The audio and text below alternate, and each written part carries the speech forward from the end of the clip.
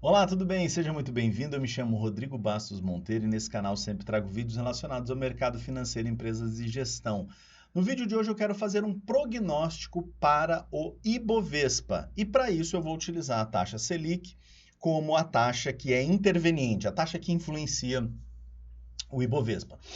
A taxa Selic você já conhece, é a taxa de juros da economia. O Ibovespa é aquele índice que mede a variação nos preços das principais ações listadas na Bolsa de Valor. Então a gente tem lá as ações, 500 ações, vamos arredondar para cima, e dessas tem mais ou menos umas 80 que representam 85% do pregão, 85% das negociações diárias.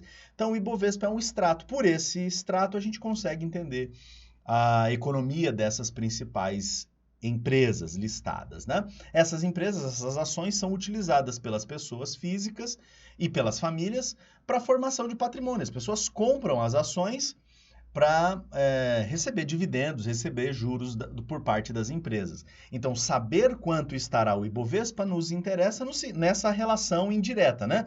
Mais ou menos quanto estará o Ibovespa, então mais ou menos quanto estarão essas principais ações, mais ou menos quanto estarão essas principais ações, pode ser a valorização, o momento de entrada, digamos, para compra de ações, né, das famílias e das pessoas. Então, é basicamente essa a ideia aqui desse vídeo. Então, para fazer isso, sem mais delongas, o que eu fiz? Eu coletei dados sobre o Ibovespa, sobre esse indicador, e sobre a Selic acumulada nos últimos 12 meses até aquele período. Então veja, qual foi o último pregão do Ibovespa em janeiro de 2010? O Ibovespa estava valendo 65.402 pontos ao final do último pregão lá em janeiro de 2010. E a Selic no acumulado dos últimos meses, nos últimos 12 meses, ela estava acumulada em 8,65 ao ano. Né? Isso eu fiz de janeiro de 2010 até setembro de 2021, que é o último tempo que eu tenho disponível aqui, quando o Ibovespa estava em 110.979 pontos no último pregão de setembro de 2021 e a Selic acumulada dos últimos 12 meses era de 5,43. Claro, a Selic é até mais alta que isso, ela está em 6 ponto alguma coisa no momento que eu estou gravando esse vídeo, mas aqui é o acumulado, né? Ela vem subindo. Então tá aqui, eu tenho essas duas informações. A primeira coisa que a gente podia fazer é fazer um gráfico aqui para entender como é que é o comportamento dessas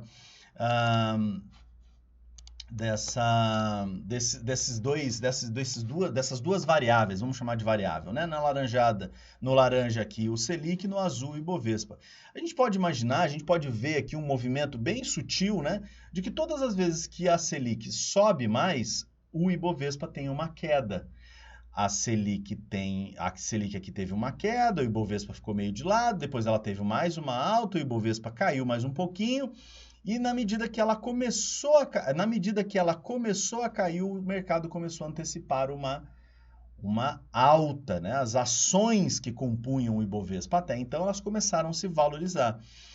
E isso a gente percebe claramente, né? Vai havendo uma queda aqui na taxa Selic, foi havendo uma alta no Ibovespa.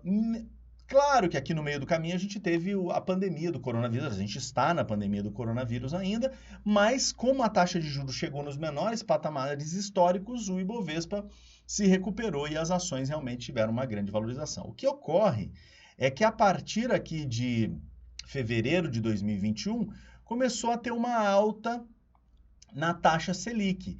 E o Ibovespa também começou a perceber que essa alta vai ser acentuada em função da inflação. E aí o Ibovespa começou a sentir, né? Você teve lá em junho de 2021, mais ou menos em 125, 126 mil pontos, e em setembro aqui, 110 mil pontos, teve uma queda de 15 mil pontos nesse período. Então, peraí, até quando vai cair o Ibovespa? Eu preciso saber até quando vai subir a taxa Selic para isso.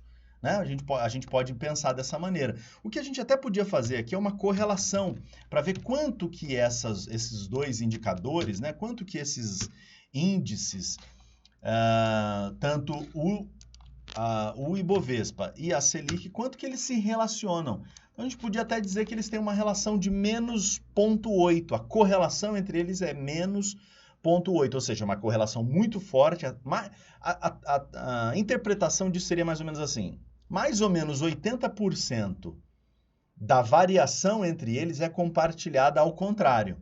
Então, quando a Selic sobe, o Ibovespa cai, compartilhando a intensidade dessa alta e da queda em mais ou menos 80%. Quando a Selic cai, o Ibovespa sobe, compartilhando esse movimento, essa variação em mais ou menos 80%, e sempre de maneira negativa. É esta a interpretação que a gente pode dar aqui. Só que eu queria fazer um pouquinho mais, e é por isso que eu coloquei esses dados, né? Você pode olhar aqui no meu Excel, ó, 65 para o Ibovespa e 8,65 para a Selic. Então, você pode olhar aqui nesse outro software, né, que é o SPSS, que eu trouxe esses dados para cá, porque eu quero fazer uma regressão entre esses dados. Eu até já tinha feito isso, tá? Então, o que está acontecendo aqui? A Selic é a variável independente, é a Selic que se modifica independentemente por conta da ação do Copom, e a variável dependente é o Ibovespa, ou seja, há uma mudança na Selic e o Ibovespa é influenciado.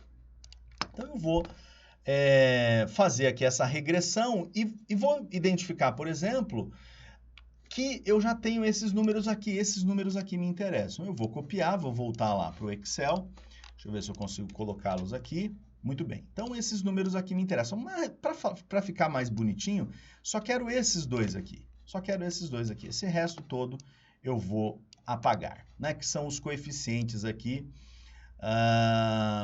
deslocar a célula para cima para eu não perder nada aqui, são só os coeficientes de variação da curva, né, do gráfico aqui, do gráfico que eu quero gerar a partir de agora do gráfico da regressão. Então, o que a gente pode fazer? Com esses dois coeficientes da regressão, eu posso fazer a minha equação de regressão, né? O que eu posso dizer? Eu posso dizer assim, que dado uma Selic, vamos pôr uma Selic aqui de 15%. Dado uma certa Selic, então, eu vou pegar esse valor vezes a Selic, tá? Mais o coeficiente. Então, eu vou dizer assim, ó, para uma Selic de 15%, eu tenho provavelmente um Ibovespa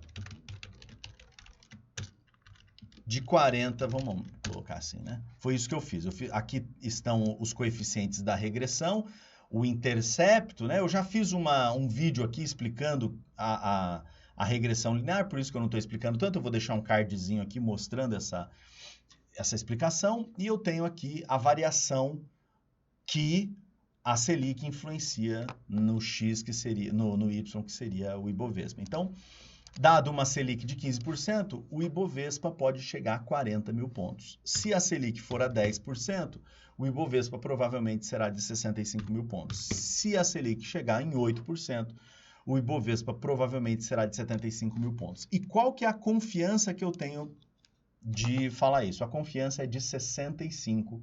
Tá muito pequenininho aí, mas eu vou copiar aqui, ó. É 65,2, tá? Então, o R ao quadrado aqui, o R ao quadrado é de 65,2%. Ou seja, a chance disso aqui acontecer é de 65,2%. Ou seja, se a Selic chegar em 8%, é muito provável que o Ibovespa chegue em 75%, 75 mil pontos. E eu sei... Qual que é a confiança que eu posso ter de que o Ibovespa vai chegar em 75 mil pontos se a Selic estiver em 8%? A confiança é de 65%. Existe uma probabilidade de 65% disso ocorrer, dado a relação entre elas. Ou seja, de maneira geral, o que a gente pode dizer para você? A taxa de juros vai subir. Ela está subindo, né? Muito provavelmente ela vai bater aí 10 pontos, 11 pontos, 12 pontos. 12 pontos, vamos trabalhar com esse cenário. O Ibovespa agora está na hora de 110 mil pontos. Se se essa probabilidade se concretizar exatamente como a gente está dizendo, com base no histórico, a gente vai ter uma queda de 50% no Ibovespa. Então a gente vai ver o preço das principais ações caindo pela metade na média.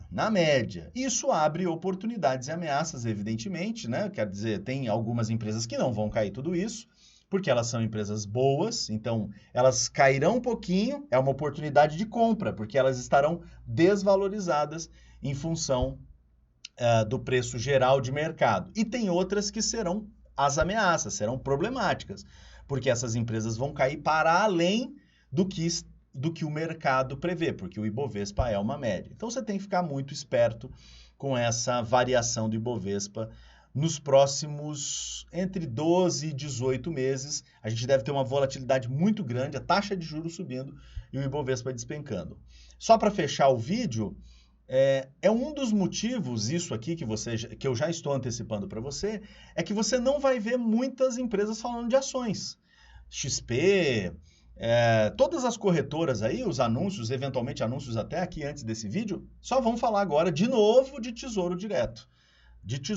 Porque realmente quando vai subindo, vai sendo cada vez mais interessante a compra de títulos públicos federais. Eu já venho antecipando isso há algum tempo aqui no canal, desde o início do ano, realmente investindo em renda fixa, porque estavam com os preços menores, agora a renda fixa vai subir com a alta na taxa de juros, e aí, claro, quem estava posicionado vai ganhar uma variação muito grande, para daqui a pouquinho isso se inverter, a taxa de juros cair e a gente entrar num novo ciclo de prosperidade, digamos assim, econômica, né? Quer dizer, isso é possível, não estou dizendo que a probabilidade disso acontecer é de 65%, como os nossos dados apresentaram-se aqui para nós. Tá bom? Eu espero que você tenha gostado, deixa uma curtida aqui nesse vídeo, compartilha, coloca nas suas redes sociais, que isso é muito importante. Muito obrigado, um grande abraço. Tchau.